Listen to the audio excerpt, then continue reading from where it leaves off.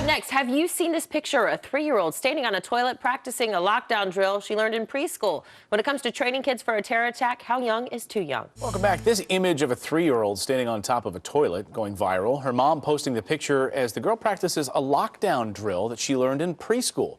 So when it comes to training kids for a terror attack, how young is too young? Here to debate this, Darby Fox, a psychologist, Tom Kirsting, school counselor and psychotherapist, along with Steve Cardian, a former police detective and self-defense instructor. Nice to see all three of you. Good to see you. Pleasure. Is this too early to be teaching? We say it's preschool, but it's not even really school at this age, is it? It's not really even school. It's sort of nursery school, and 3 is too young to be teaching them specifically a terrorist drill. You want to teach them about safety, following instructions, and they should practice a drill, but terrorism, that's way too young. As a school counselor, Tom, what are the long-term effects of this? I can tell you, I'm right in the middle of it as a counselor and as a private practice therapist. What I see now are more kids than I've ever seen in my entire career with major anxiety disorders. So we have to be careful. I agree with Darby. If we start pumping into these kids' minds, fear, terrorism types of messages, by the time they're in middle school, those things will have taken root, and you might have some problems on your hands as a parent.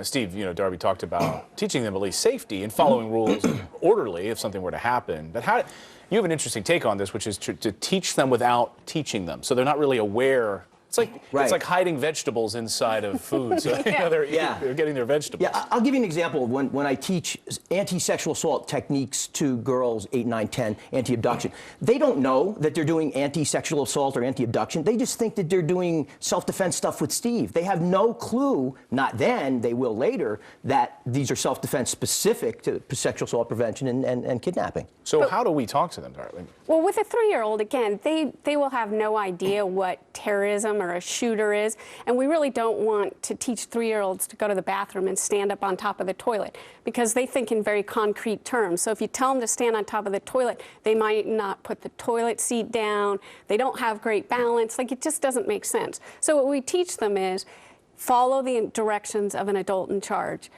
Go through the drill, practice. Kids at that age learn by practicing and repetitive play. So what you're saying is true, but we have to really make sure it's appropriate to what they developmentally can understand. And more importantly, I think as parents, anybody watching right now, what you have going on in the background of your house, what's on TV, what's on a computer and so forth, there's way too much information that kids are exposed to that we're not aware of. It's a really important point. So we just keep the things off in the background. And if you have to have an open dialogue, open communications with your children, because we're in an age where, listen, it's going to happen. It's going to happen one day. And by having an open dialogue and age appropriateness, yes, you're going to talk to a 5-year-old differently than you talk to an 8-year-old, but you have to have open line of communications, like you just said. If they don't get it from you, they're going to get it from the internet. They're going to get it from their friends. So you be the source and quell it. Well, we also have this overreaction. We love to overreact in this country to events like this, right? More likely to probably see a tornado come through and have a school, fire drill that needs to be more likely. The mother, I can see that I would be more concerned, what are they teaching my child at school, that they're climbing up on top of a toilet in the bathroom, than, about a shooter. When I looked up the story, I saw a comment, and somebody said the child was more likely to get hurt falling off the toilet. Falling and hitting her head on the toilet. Than from a terrorist cover. Well, this looks like Cold War stuff too, Steve. I'm just reminded of those pictures of kids hiding under those desks in the 1950s. Yeah. Well, my early years in school, we did bombing drills, air raid drills, and so it's just a new threat, but we've been dealing with it. We've been doing fire drills for many years, and I agree with Darby. Stop, drop, and roll. We have to make it simple and keep it real easy for them, so that they know 1, 2, 3. Make it simple so they can follow the rules and do what they have to do. They're going to be in direction of a teacher. They have to be, and because they can't do that themselves. But when they reach a certain age, they do know when they're in 4th or 5th or 6th grade. But we don't need to scare them. Not yet. Scare them.